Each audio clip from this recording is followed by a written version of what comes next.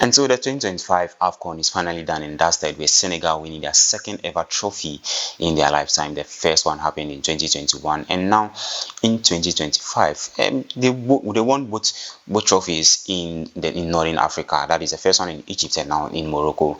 And so kudos to Senegal for winning their second ever AFCON. But then there is a whole lot that transpired during the AFCON. I mean, from that walk-off stage. I mean, probably, I'm sure most of you saw that, but there is a whole lot other lot of stuff that happened during that particular finals. But let me take you through, because Morocco, after that game, they filed a lawsuit to CAF and FIFA, suggesting that as to why Senegal walked off the pitch, and that for that matter, they should be crowned champions. And CAF rules also says that when a match is going on and a team walks out of that particular match, it means that 3 goals will be awarded to the team, and then 3 points will be awarded to the team, especially even whether being a finals or a knockout or a group stage.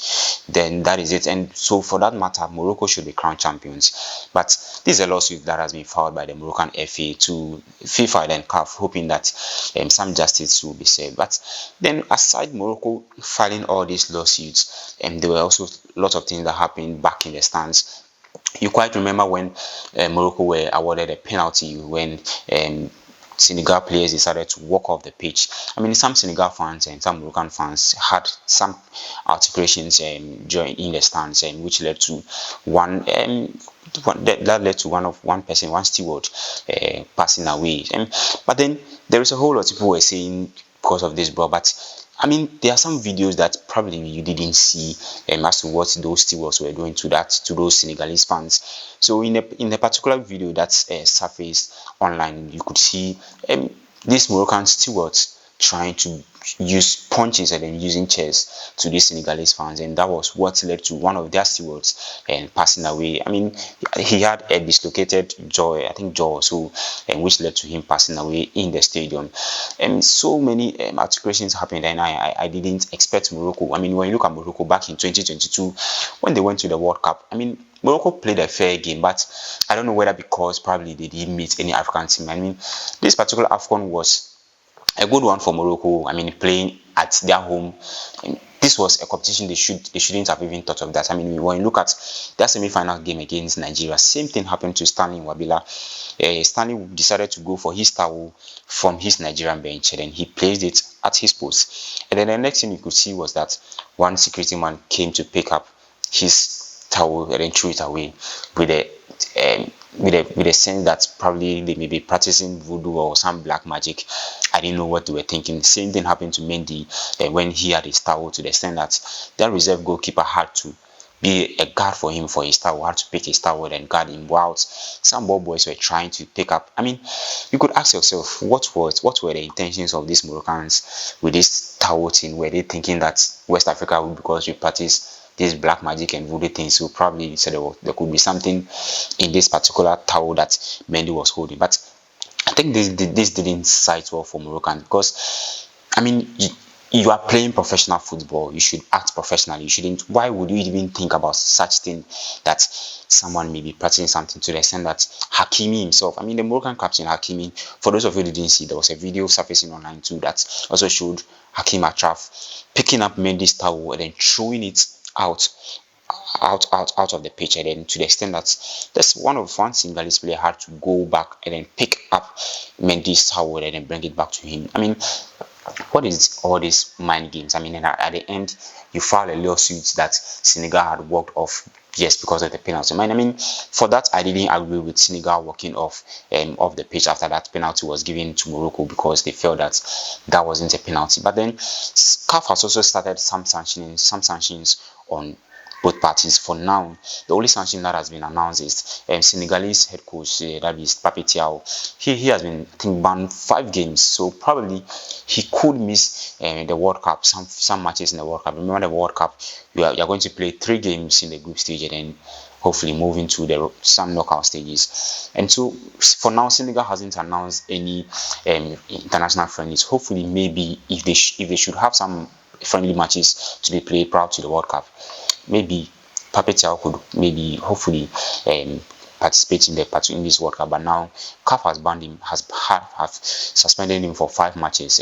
That means that he will be in the dugouts for Senegal for 5 matches heading into this particular World Cup. But then I also expect CAF to release more sanctions on both parties. That is both Senegal and then Morocco, especially with Morocco, because there were a whole lot of things that happened in the stadium, and even outside the stadium. There was one particular woman, a Burkinabe to be precise. She actually doesn't work in the stadium. She works in a restaurant, and probably she was sacked at work because she decided to support Senegal in this particular AFCON, and that was what led to her being sacked at her particular workplace. I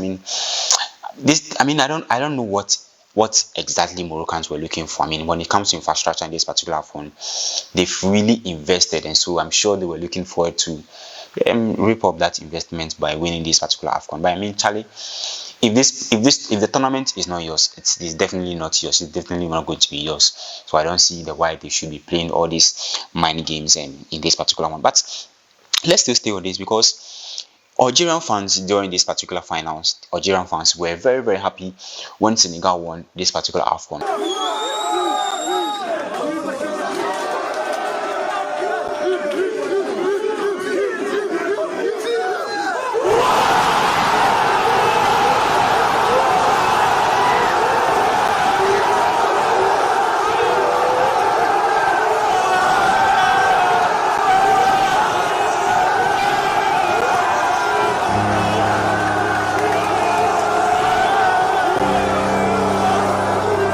People would definitely ask why were Algerian fans happy. So let me take you back to the last 2 previous CHANs that was hosted by Morocco.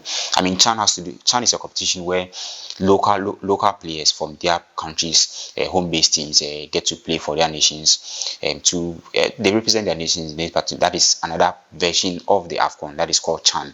And when Morocco hosted, that is the two seasons, the two previous tournaments, Morocco hosted this particular tournament, and Algeria were also set to feature in this particular one. And so what happened was that Morocco, on their jersey, there's a feud between Morocco and Algeria that has to do with Western Sahara. I mean, ownership of that particular land. Morocco are claiming ownership of that particular land, whilst Algeria are also claiming ownership. And so prior to that particular CHAN tournament, joined one of Moroccan jerseys, when they released their jerseys, aside their Moroccan FA badge, they also decided to design the Western Sahara badge on their particular jersey, which had some which Algerian fans weren't really happy about, and so they decided to boycott that particular CHAN tournament.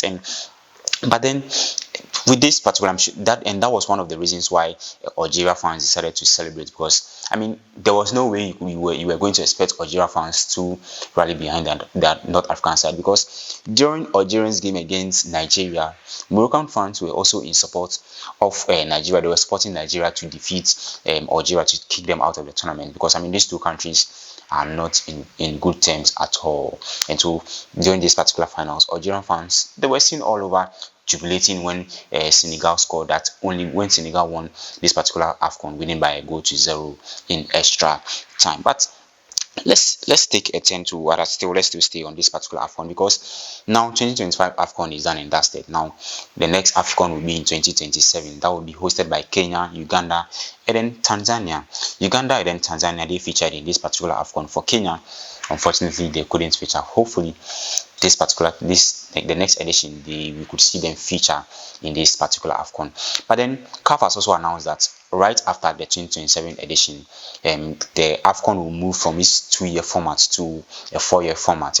That is what CAF has announced. Aside this particular AFCON moving to a 4-year format, there will be a Nations League that will be played every year.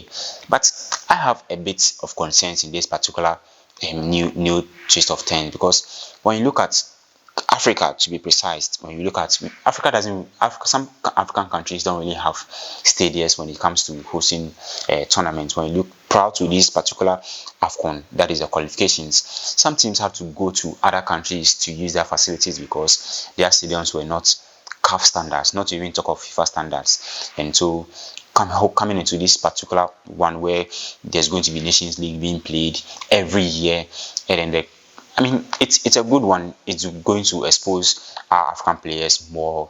They're going to be playing more games, and it's going to expose the African. I mean, the countries. I mean, those especially the lesser known countries. I mean, this particular Nations League is also going to propel the smaller teams to be engaged in more matches. I mean, the more you play matches, the more it exposes you to become regular players for both your countries and then your club.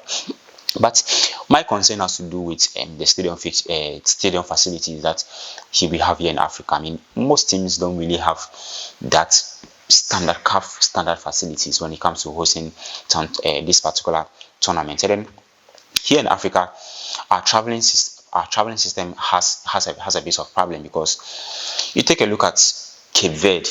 I mean, if you want to travel to Cape Verde, even if you're in Ghana here, you want to travel to Cape Verde, you are not going to go there straight. You may have to use transit. Even going to Morocco alone, you have to go to Dubai first before coming into Morocco. So I don't know how this is going to affect this particular Nations League for the AFCON. Hopefully it's 4 years, so there could be some kind of ease. But for talking about the Nations League playing every year, there's going to be so much of difficulty. I mean, CAF has also said that they don't really have their fans, but hopefully they are going to make sure that they get fans to for this particular Nations League. But the big problem has to do with traveling issues and stadium facilities. I mean, what is CAF really going to do about this kind of issues? I mean, my own Ghana. I mean, when you look at Ghana, whenever we are playing World Cup qualification matches, you always see what happens, that our stadiums are not that CAF standards, that we have to go and lure things to make sure that our stadiums get that match up. Even for it to get approval, it is being approved on conditions. When you take a look at Accra Sports Stadium, I mean, Accra Sports Stadium it's not that stadium to that higher standards, to talk of CAF standards, and not to even talk of FIFA standards. CAF can do honum, and to even talk of FIFA standards. You look at the Baba Yara Sports Stadium and then the Cape Coast Sports Stadium. I mean, these are the three stadiums that we could boast about. For the University of Ghana Stadium, this is not a stadium to even talk about, because the pitch is not something to even talk about. But then let's see what CAF has in store for us after 2027, because yes, the Nations League is going to be introduced in Africa, and then hopefully the CAF, that is African Cup of Nations, will move to the 4-year format. And then another one has to do with CHAN. So the CHAN has been scrapped off. So the CHAN, just like I said, was a tournament where locally based players get to represent their countries. Now CAF has scrapped off that tournament, so it means that you're going to have just two tournaments, that is the African Cup of Nations being played every 4 years, and then the Nations League that is going to be played every year. So you can share your thoughts with us on our media sports, on all our social media channels, and then on YouTube. Just share your thoughts with us. What do you think of CAF news directive on the African Cup that is going to be played every 4 years, and then the Nations League? And then don't forget this Moroccan lawsuits and this that has to do with this particular AFCON. They just ended AFCON.